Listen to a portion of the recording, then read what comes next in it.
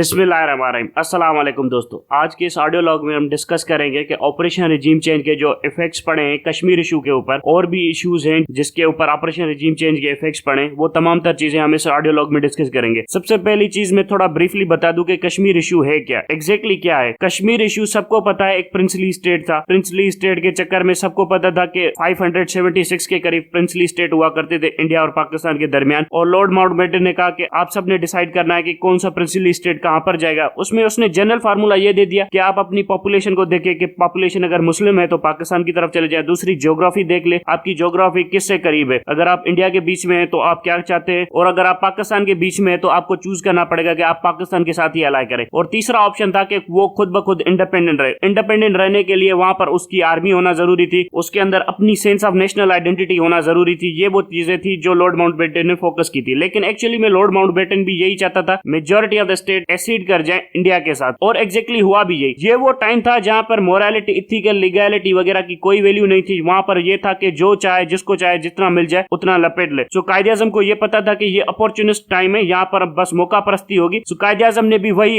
Attitude अपनाया, और जवाहरलाल नेहरू और उसके होम मिनिस्टर ने भी ये सारी की सारी टेक्टिक्स अप्लाई की। हैदराबाद जो कि एक मुस्लिम स्टेट था, उसको ऑक्यूपाई करने के लिए क्या कुछ नहीं किया गया। दूसरे और भी स्टेट थे जो इंडिया के अंदर थे, उनके ऊपर तो मिलिट्री स्ट्राइक्स कर दी, पूरी की पूरी जंग मुसल्लत कर दी उनको ऑक्यूपाई करने के लिए। और एक्सक्यूजेस क्या बनाए कि वहां पर इंडिया के हिंदू लोगों के साथ जुल्म हो रहा है वगैरह वगैरह। हालांकि इंडिया खुद को सेक्युलर कह रहा था, लेकिन फिर भी उन्होंने एक रिलीजियस प्रीटेक्स्ट बहाना यूज किया हैदराबाद जैसे स्टेट्स को ऑक्यूपाई करने के लिए और जूनागढ़ जैसे स्टेट्स को ऑक्यूपाई करने के लिए। लेकिन जब मुसलमानों ने यही एग्जैक्ट सेम चीज कश्मीर के ऊपर करने की कोशिश की कि यहाँ की मुस्लिम आबादी के ऊपर ये सब कुछ हो रहा है, तो उस टाइम पर इंडिया ने कह दिया कि ये नहीं हो सकता। उन्होंने हमारे साथ एसिड कर दिया है, और इंडिया ने मिलिट्री पावर के थ्रू उसको हाईजेक करने की कोशिश की। भला हो कबायली लोगों का जिन्होंने इंडिया को रेजिस्ट किया और जिसके बाद इंडिया को पीछे धकेल दिया। वो ऐसी जंग थी 1948 के दौरान, अगर पाकिस्तान चाहता तो जीत सकता। अब पाकिस्तान के अंदर ये एक उल्टी सीधी कहानियां प्रमोट की जाती हैं कि इंडिया कभी भी नहीं आने वाला था, अगर हम ये करते तो वो नहीं होता, अगर हम वो करते तो ये नहीं होता। ये डेलिब्रेट कंफ्यूजन जो कि लेफ्ट विंग के लोगों ने पाकिस्तान के अंदर फैलाया हुआ है। एग्जैक्टली चीज यही थी कि अगर पावर था तो हमें हासिल कर लेना चाहिए था, पावर नहीं था तब भी हमें जाकर हासिल कर लेना चाहिए था। उस टाइम पर सिर्फ पावर की मानी जा रही थी, कोई लीगैलिटी, कोई कॉन्स्टिट्यूशन, कोई कमिटमेंट कुछ भी मैटर नहीं करती थी। लेकिन कश्मीर ऑक्यूपाई करने के बाद जवाहरलाल नेहरू को इंटरनल रेजिस्टेंस फेस करना पड़ा कश्मीर के अंदर से, जिसको टेम करने के लिए जवाहरलाल नेहरू बड़ा क्लेवर पॉलिटिशियन था, भुट्टो की तरह मतलब चालू था। सो उसने ये किया कि कश्मीरियों को कहा कि यहाँ पर मैं प्लेबिशेट कराऊंगा, यूएन में मामला लेके आया और वहां से भी अप्रूवल करा ली कि मैं प्लेबिशेट करवाऊंगा। ये वो जवाहरलाल नेहरू का क्लेवर टेक्टिक था, जिसकी वजह से कश्मीरी कन्विंस हो गए कि अब यहाँ पर प्लेबिशेट होगा, उसके बाद डिसाइड होगा। लेकिन जवाहरलाल नेहरू कभी भी इरादा नहीं रखता था यहाँ पर प्लेबिशेट करने के लिए। ये वो टाइम था जब जम्मू एंड कश्मीर के पास अपना प्राइम मिनिस्टर हुआ करता था, एक सेपरेट स्टेट हुआ करता था, एक इंडिपेंडेंट स्टेट हुआ करता था, इंडियन ओवरऑल स्टेटहुड का पार्ट नहीं हुआ करता था। अब उसके बाद क्या हुआ कि जवाहरलाल नेहरू ने इस मामले को लटकाना शुरू कर दिया, किसी न किसी तरह से लोगों की आवाजों को कुचलना शुरू कर दिया। यहाँ तक कि जो शेख अब्दुल्ला जो इसका दोस्त हुआ करता था उसको भी जेल में डाल दिया, उसको भी 11-12 साल जेल में डाल दिया। जो शेख अब्दुल्ला जो इसके तलवे चाटता था, जो इसको ब्लड ब्रदर कहता था, वो कहता था कि ये हम दोनों ब्लड ब्रदर्स हैं, वो भी जेल में डाल दिया उसको। तो इस तरह की चीजें वो जवाहरलाल नेहरू करता रहा कश्मीर के अंदर। अल्टीमेटली जवाहरलाल नेहरू की डेथ हो गई। जवाहरलाल नेहरू की डेथ होने के बाद क्या हुआ कि इंदिरा गांधी आई। इंदिरा गांधी ने ओवर द नाइट वहां पर पूरी के पूरे कॉन्स्टिट्यूशन वगैरह चेंज कर दिए, और ये कह दिया कि अब प्राइम मिनिस्टर नहीं होगा कश्मीर के अंदर, बल्कि चीफ मिनिस्टर होगा। चीफ मिनिस्टर के लिए इलेक्शन वगैरह कराने का ऐलान किया। ये कश्मीर के अंदर एक और रिवोल्ट हो गया, जिसका फायदा उठाने की पाकिस्तान ने कोशिश की, और कोशिश की कि इंडिया के अंदर 1965 की वार के थ्रू कश्मीर को आजाद करवाया जाए। ये वो एक्चुअल बैकग्राउंड था जिसके कॉन्टेक्स्ट में 1965 वॉर लड़ी गई थी। अब 1965 वॉर फेल क्यों हुई? फेल इस वजह से हुई कि general Ayub Khan full scale war नहीं चाहता था, दूसरी जनरल मूसा खान का भी कॉम्पिटेंट जनरल नहीं था, तीसरी जीएचक्यू के अंदर अपनी पॉलिटिक्स चल रही थी। वरना पाकिस्तान चाहता तो वहां पर भी बहुत अच्छी मैच से विक्ट्री हासिल कर सकता था, ये एक अलग मामला था। उसके बाद वहां पर कोई इलेक्शंस वगैरह नहीं हुए, बल्कि बस एक गवर्नर रूल के थ्रू ही कश्मीर चलता रहा, कोई भी इलेक्शन वगैरह प्लेबिशेट वगैरह नहीं हुआ। उसके बाद लटकाते लटकाते ये मामला यहाँ तक पहुंचा कि 1988 के बाद एक हल्की फुल्की सी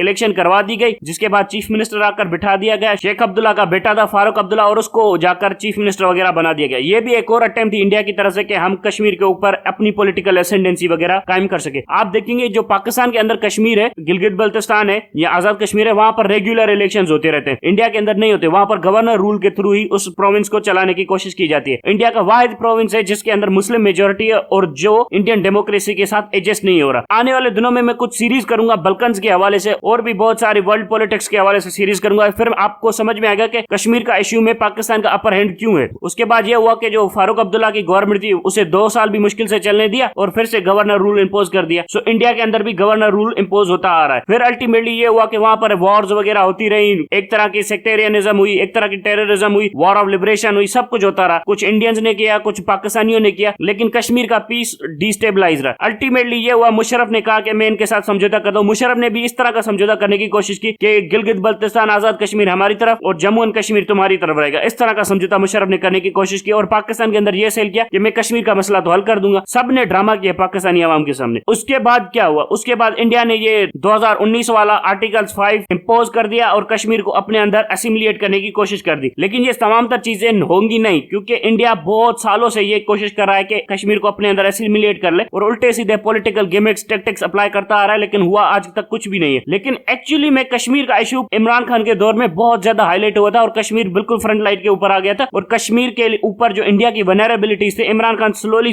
उन्हें एक्सप्लॉइट करता जा रहा था। लेकिन जो जनरल बाजवा ने operation regime change carry out किया पाकिस्तान के अंदर, इसने पूरे के पूरे कश्मीर के इशू की धज्जियां उड़ा के रख दी। अब देखे कोई की पॉलिसी है पाकिस्तान के अंदर कश्मीर के इशू के ऊपर। ये जो पीडीएम की गवर्नमेंट थी, जो गला फाड़ फाड़ कर कह रही थी कि इमरान खान ने कश्मीर भेज दिया, जो ड्रामा कर रही थी, सबको पता था ड्रामा कर रही थी। अब कश्मीर के ऊपर इनके पास कोई पॉलिसी है? चलो, आपका नरेंद्र मोदी दोस्त है ना, नवाज शरीफ कहता है नरेंद्र मोदी मेरा दोस्त है, इंडिया को जो कहूंगा वो करेगा। तो इंडिया को कहे कि कश्मीरियों को आने जाने दे पाकिस्तान की तरफ, आने जाने का तो रास्ता खोले ना कश्मीरियों का पाकिस्तान की तरफ। वो भी नहीं करा। वो क्यों नहीं करा? पाकिस्तानी कुछ ऐसे लोग होते हैं जो कहते हैं कि इंडियंस हमारे दोस्त हैं, जो प्रो इंडियंस है, वो ये कहते हैं कि इंडियंस के साथ हम बातचीत करेंगे ना तो इंडियंस हमें बहुत कुछ दे देंगे। ये सरासर ड्रामा है। एक्चुअली में इंडियंस क्या समझते हैं? ये पागल लोग हैं, इनका हम इस्तेमाल करेंगे और इनका इस्तेमाल करते हुए इनकी जो टेरिटरीज है वो हम अपना लेंगे। ये इंडियंस की मेंटालिटी है। अगर इंडियंस जेन्युइनली चाहते हैं कि यहाँ पर ताल्लुकात इंप्रूव हो तो कश्मीरियों को क्यों नहीं आने देते पाकिस्तान में और पाकिस्तानियों को कश्मीर में जाने की? आने जाने का तो रास्ता खोलना चाहिए ना। और भी बहुत सारे कैनाल्स हैं, चैनल्स हैं, जो रोड लिंक्स हैं, जो खोलने चाहिए थे, वो नहीं खोले जा रहे। वजह क्या है? कहते टेररिज्म है। किस बात का टेररिज्म है? मोस्टली जो अब टेररिस्ट इंसिडेंट्स हो रहे हैं वो तो इंडियंस खुद करवा रहे हैं कश्मीर के अंदर, ताकि वो इंडिया को एक्सक्यूज प्रोवाइड कर सके इंटरनेशनल ऑडियंस के सामने कि यहाँ पर टेररिज्म है, इसीलिए हमने गवर्नर रूल इंपोज किया हुआ, वरना जमहूरियत नाम की तो कोई चीज भी नहीं है कश्मीर के अंदर। अब आता है सेकंड पार्ट ऑफ क्वेश्चन कि कश्मीर को हासिल कैसे किया जाता है। ये बड़ी सिंपल सी इक्वेशन है। अगर पाकिस्तान ताकतवर होगा, इतना ताकतवर हो कि इंडिया से ज्यादा ताकतवर हो, तो कश्मीर पाकिस्तान के लिए हासिल करना कोई मसला नहीं होगा। अगर पाकिस्तान कमजोर होगा तो इंडिया कश्मीर के ऊपर अपना हाथ ऊपर रखेगा और इंडिया कश्मीर को अपने अंदर एसिमिलेट करने की कोशिश करेगा। लेकिन अगर पाकिस्तान की ताकत बढ़ती जाएगी और इंडिया की कम होती जाएगी तो पाकिस्तान कश्मीर को बड़ी आसानी से 10 साल के अंदर हासिल कर सकता है। अब यह है सिंपल और फेयर इक्वेशन। अब इस इक्वेशन को पॉसिबल बनाना किसका काम होता है कि इंडिया की ताकत कम हो और पाकिस्तान की ताकत बढ़ती जाए? ये काम होता है आपकी इंटेलिजेंस सर्विसेज का। ये काम होता है आपके डीप स्टेट का कि वो इस तरह की पॉलिसीज बनाए। कोल्ड वॉर के दौरान सोवियत यूनियन की ताकत को कम करना और अमेरिका की ताकत को बढ़ाना, ये किन लोगों का काम था? ये उनकी इंटेलिजेंस सर्विसेज का काम था, ये उनकी फॉरेन मिनिस्ट्री का काम था, जो दोनों मिलकर ये सारे के सारे टास्क कैरी आउट कर रहे थे और सोवियत यूनियन को इधर उधर फंसाने की कोशिश कर रहे थे। सोवियत यूनियन के ऊपर इकोनॉमिक वॉर वेज कर रहे थे, सोवियत यूनियन के ऊपर डिप्लोमेटिक प्रेशर बिल्ड कर रहे थे, सोवियत यूनियन के स्टेट्स को धीरे धीरे खींचने की कोशिश कर रहे थे। ये वो काम था जो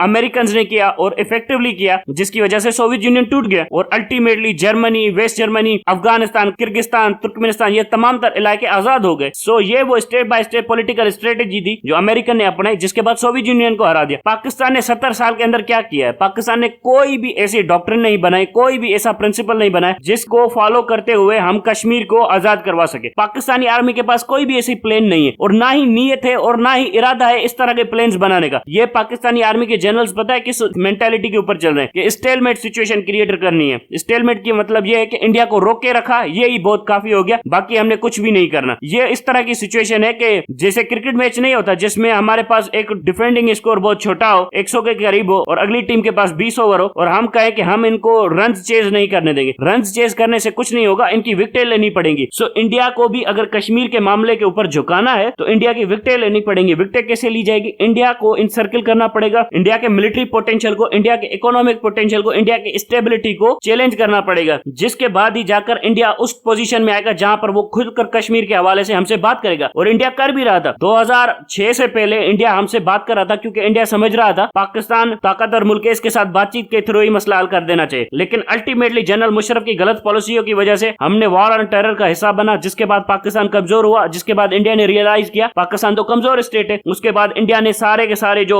ऑप्शंस थे नेगोशिएशन के, वो सारे के सारे खत्म कर दिए। उसके बाद नरेंद्र मोदी आया, इंडिया ने देखा कि इंडिया की इकोनॉमी बढ़ रही है, पाकिस्तान की इकोनॉमी कम हो रही है और नवाज शरीफ जैसे नालायक लोग बैठे हुए। उसके बाद भी नरेंद्र मोदी ने वही किया जो इंडिया की कांग्रेस की गवर्नमेंट करके करके गई थी कि पाकिस्तान के साथ बातचीत ही नहीं करनी, बातचीत करेंगे तो कश्मीर देना पड़ जाएगा। जब इमरान खान इंडिया को लताड़ रहा था, पाकिस्तान का नेशनल पावर बढ़ रहा था, तो इमरान खान के हवाले से हमें यह उम्मीद थी कि 2025 या 26 तक हम इतने ताकतवर हो जाएंगे कि इंडिया को हम बार्गेनिंग पोजीशन के ऊपर ले आएंगे और हम इंडिया को यह कंसीड करवाने में कामयाब हो जाएंगे कि यहाँ पर प्लेबिशेट होना चाहिए। 2030 या 32 तक ये प्लेबिशेट हो भी जाता और इमरान खान इसके हवाले से बड़ी प्लानिंग वगैरह कर भी रहा था। अल्टीमेटली क्या हुआ, ये जनरल बाजवा जैसे 2% के जनरलों ने operation regime change carry out कर दिया और उसके बाद क्या हुआ, पाकिस्तान का पूरा स्टेट कोलैप्स हो गया, पॉलिटिकल क्राइसिस हो गया, कॉन्स्टिट्यूशनल क्राइसिस हो गया, डेमोक्रेटिक क्राइसिस हो गया, जिसके बाद इंडिया ने फिर से फायदा उठाया और अब सोच रहा है कि वहां पर एक इलेक्शन करवा दिए जाए, जिसको एक मैनेज्ड इलेक्शन आप कह सकते हैं, जिसके थ्रू वो बीजेपी को वहां पर जितवाने की कोशिश करें। सो पाकिस्तान का ब्रॉडर जो प्रोस्पेक्टिव है